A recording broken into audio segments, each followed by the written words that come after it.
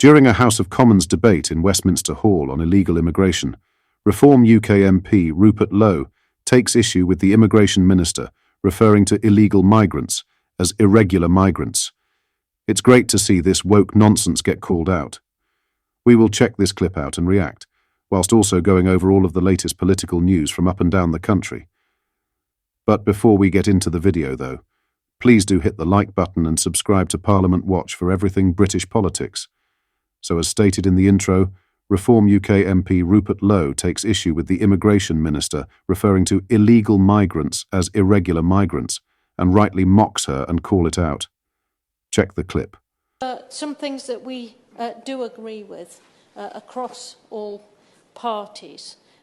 First of all, we have to stop irregular immigration and deal with the appalling gangs behind the small boat crossings who care only about the profits they make, profits which fuel other criminal activity.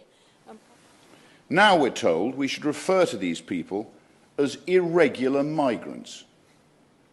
Language matters. The vast majority of these men are not irregular or asylum seekers. They are illegal immigrants and should be labelled as such. And what have we done with these males who have illegally entered our country? Unchecked, undocumented, unknown individuals. We've spread them across the UK, often putting them up in luxury accommodation, all at our expense, damaging the fabric of our country, and particularly my constituency, Great Yarmouth.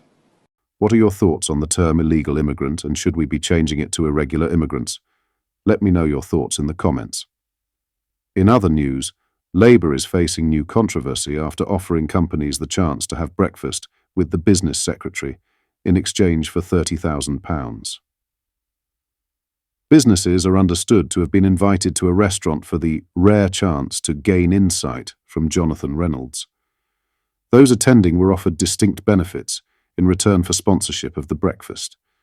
Reports suggest a photo with the business secretary costs £15,000, while attendees could choose who attends the dynamic meeting of business minds for £30,000. The revelation emerges as Prime Minister Sir Keir Starmer faces accusations of cash for access involving his top donor, Lord Ali, to whom he granted a Downing Street pass. The Labour Party's commercial team reportedly emailed a pitch yesterday inviting businesses to the Ivy restaurant in Manchester for a rare chance to gain insights, network and exchange ideas amongst peers and a government minister, according to The Sun. It adds, "We have carefully curated a package that offers distinct benefits, ensuring your brand receives optimal exposure and engagement during the event." The emails were said to have been sent by Liam Didsbury, who was recently the Labour Party's North West director. Labour sources acknowledged the invitation was authentic, but clarified that, although it aimed to engage with businesses, the wording was poorly phrased. Allies of Reynolds said he would no longer be attending. A Labour spokesman said, "He was completely unaware and isn't attending."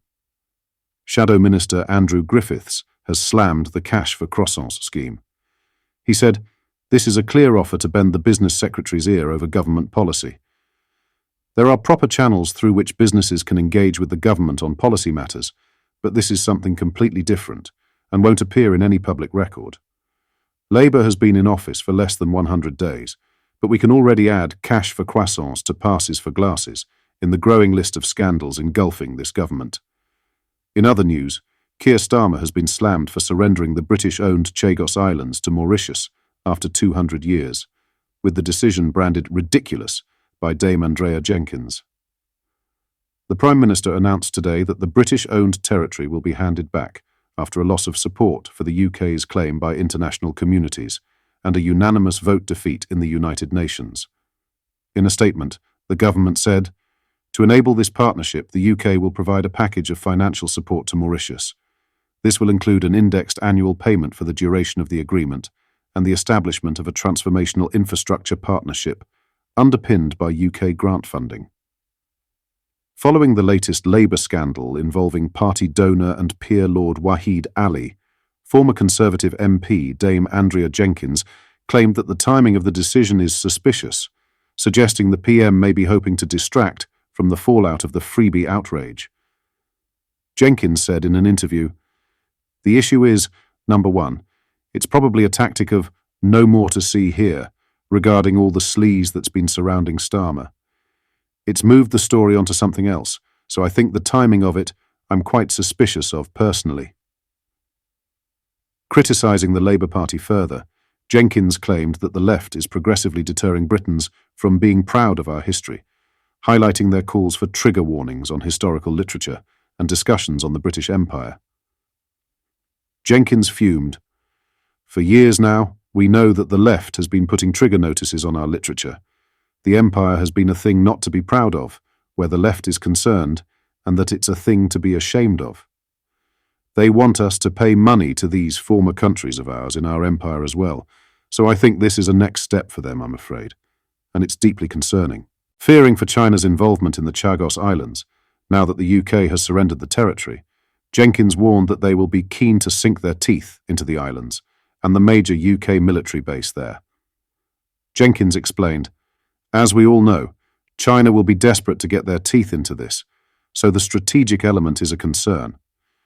But it also shows you how Starmer's got zero judgment, not only on international affairs, but on domestic as well." Joined by political editor Christopher Hope, Jenkins was questioned on whether the Tories are also to blame, as the initial talks on the Chagos Islands were sparked by former Home Secretary James Cleverly. Unaware of Cleverly's plan, Jenkins admitted, "I wasn't even aware, so I don't know if that was kept hush-hush at the time from when I was an MP, but had I known that at the time, I would have spoken out about it. To be honest with you, I just think how stupid it is of James to have even started those talks as well." She added, "Especially if you look at what's going on globally. These strategic locations, these allies, we need to be working together, not handing it back and leaving them open to the likes of China jumping in there. So I'd say whether it's James or Labour, it is a ridiculous thing to do." Lastly, Caribbean leaders hope that the UK will shift its long-standing position on slavery reparations under a new Labour government. The chairman of the Caribbean Community, CARICOM, Reparations Commission, Hilary Beckles, said Britain might agree to discuss how to address past wrongs and their current-day legacy, with Sir Keir Starmer as Prime Minister. Beckles said consecutive British governments have rejected calls for reparations. CARICOM, which is made up of 15 member states, including Jamaica and Barbados, sent letters in 2016 to former European colonial powers, including Britain, requesting a meeting on reparations. Nobody responded to the requests, but further appeals are expected soon. Measures among CARICOM's own reparations plan include European countries formally apologising and demanding debt cancellation and technology transfers. Beckles said, "It is our intention to persist with this strategy of calling for a summit with European nations to work through what a reparatory justice model ought to look like in the case of the Caribbean."